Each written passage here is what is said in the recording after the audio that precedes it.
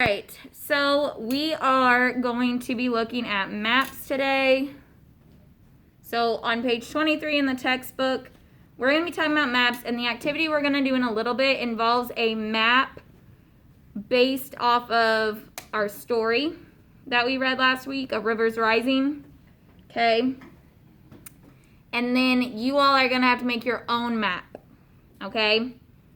So if we're looking at the skill lesson on page 23 of map reading, it says, maps come in different shapes and sizes and can give the reader many different types of information. Some maps include roads and highways to help the map reader find his way in unfamiliar territory. Other maps may show the boundaries of countries, states, or counties. Another type of map may emphasize the physical features of an area of the world. Many kinds of information can be shown on a map, and sometimes more than one type of information can appear.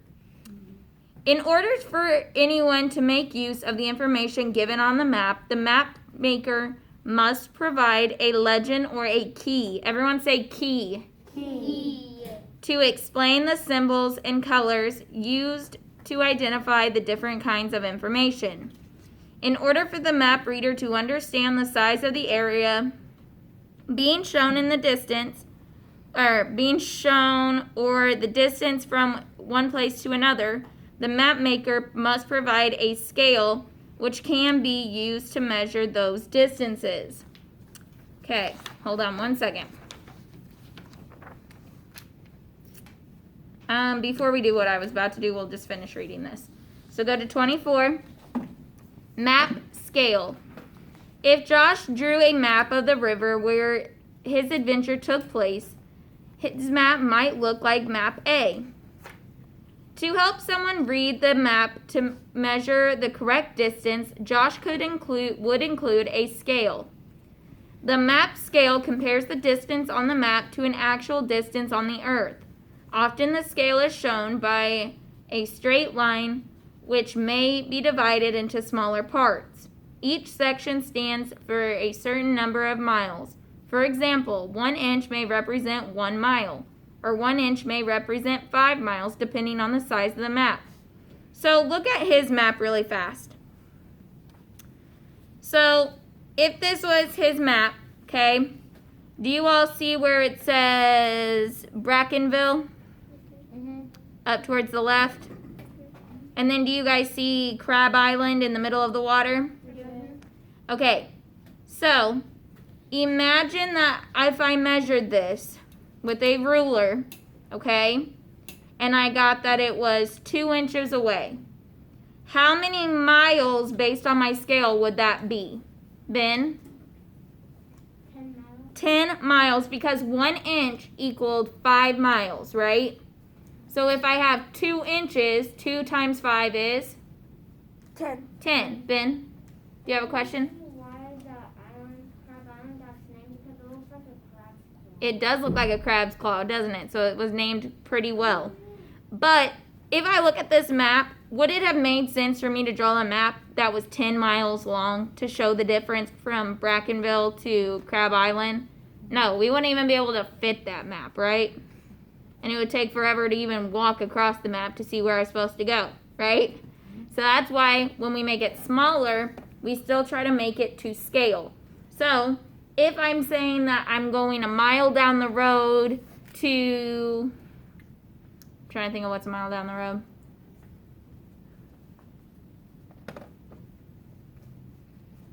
We'll say Walmart's a little further than it is. So I'm walking a mile to Walmart, right?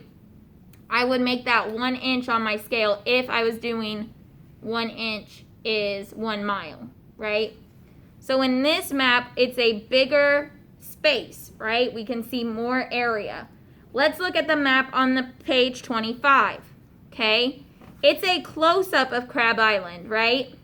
You all see that? It's a smaller area.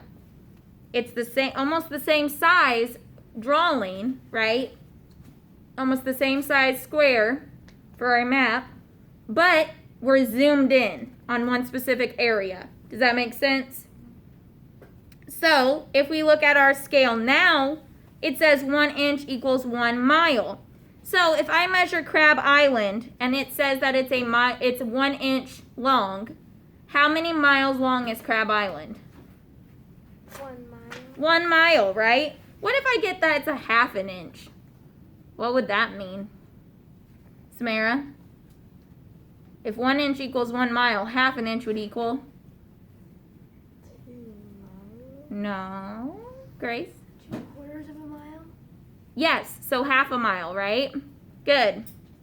Now let's finish reading about this.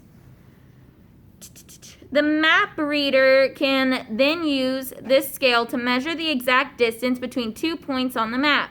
Next, Josh might draw a map of the section of the river where the adventure actually happened. His drawing might look like map B because of the difference in the area shown. A different scale is needed for each map. The scale for map A is smaller. 1 inch equals 5 miles. If the drawing of the river is 5 inches long, on the first map, then the real river is, okay, so before we read, some of you might have already seen it. It's saying they measured the river. The river is 5 inches long, okay, 5 inches. Remember, 1 inch equaled 5 miles. So if we have 5 inches, 5 times 5 is what?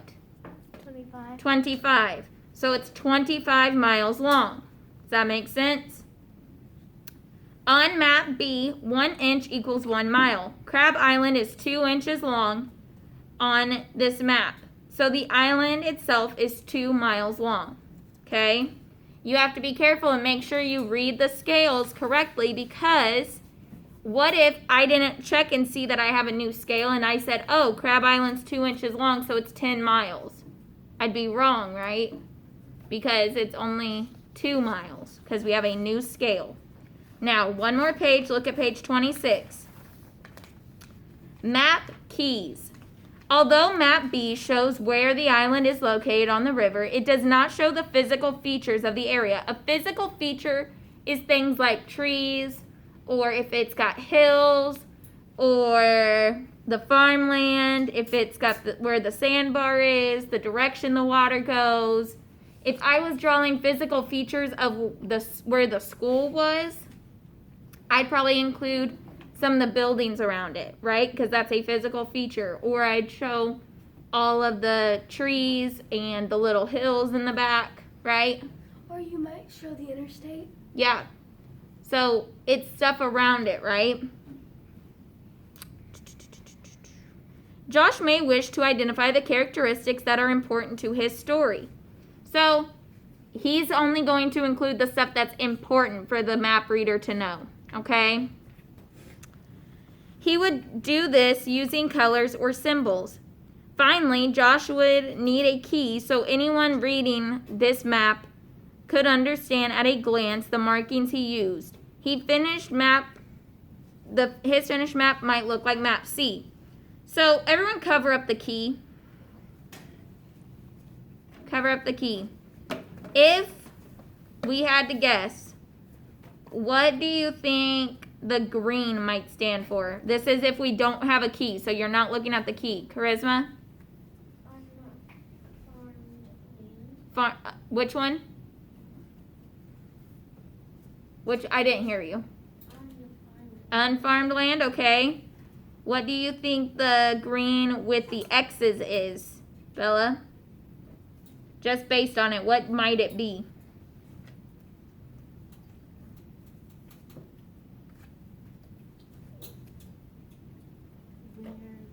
Josh and them more. Okay, it could be, right? We don't know. What about the gray spot? What do you think the gray spot could be? If you've already looked at the key and you know, don't tell me. Who has not looked at the key? Boylan? What do you think the gray might be? No answer is wrong because we're guessing, right?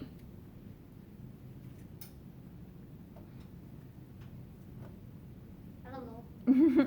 That's okay. If I had to guess just based on it, I would think maybe that's where a bunch of rocks are. Because you know rocks are gray. Oh. So if I didn't look, maybe that's what I would think it is. Now let's move our hand and look at it. So blue is water. That's pretty obvious, but it's good that he put that in his key, right? Because then we know for sure. The tan is the farmland. The green is unfarmed land. The X's are oaks, oak trees, okay? The gray is the sandbar, and the arrows show the direction of the current. Okay, so do you see how it's important to look at the key? Because if we didn't, and that's why it's important to give a key. Because the X's could be where people were. It could have been rocks. It was trees, right? So just by guessing, we don't really know. Right? All right, let's read this last paragraph. Josh's knowledge of the river would help him draw a map of the river and the surrounding area. By identifying and labeling the features on the map, he would be able to help the teacher see more clearly exactly what had happened, and by providing a scale, he could show the exact distance from place to place. Okay? So, go ahead, put this book away and get out your workbook and go to page 11. Page 11. Okay, so in just a moment, it's up there, Ben. In just a moment, when I say to, I'm gonna give you guys each a ruler, and I'm gonna write my name on it, and it's gonna stay in your crate. Make sure it doesn't get broke by a book or something. That way, you guys will have it, but at the end of the year, it'll come back. Okay.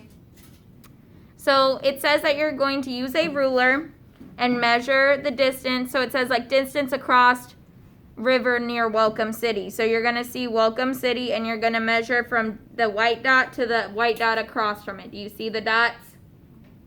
Okay. Then you're going to use the scale to guess how long it is. Okay? Makes sense? Now look at page 12. Flip it over and look at page 12. So, flip it over and look at page 12, Ben.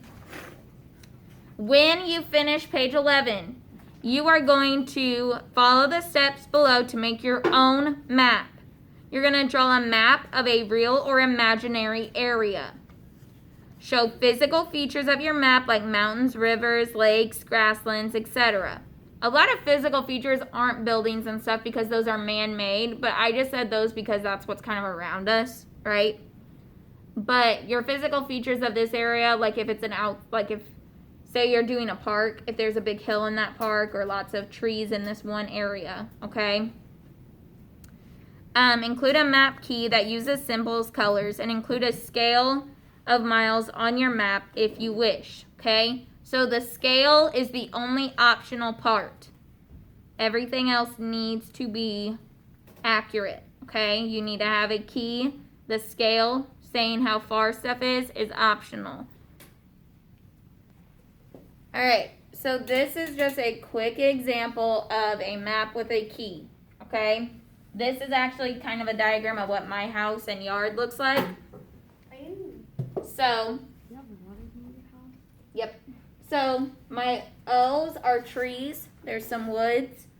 Past the trees is water. I have a creek. This is a fence that goes around part of my yard. Okay. My driveway is the orange. It's kind of hard to see on the actual screen. It's okay. And then the W is my willow tree that I like. This is my peach tree that's in my front yard, my shed, and my house. Okay? So, like Boy Leon said when I was drawing it, he was like, that's kind of confusing without a key, right? Because you're like, okay, what's the X? Is there buried treasure there or something? The O's be like, are there bubbles? Right? This one, it's a tree, but I was more specific. It's a peach tree, right? So, that's why it's important to have the key. So this is just an example. So you're going to make your own map after you measure the original map. Any questions? When you are done, you are going to turn this in.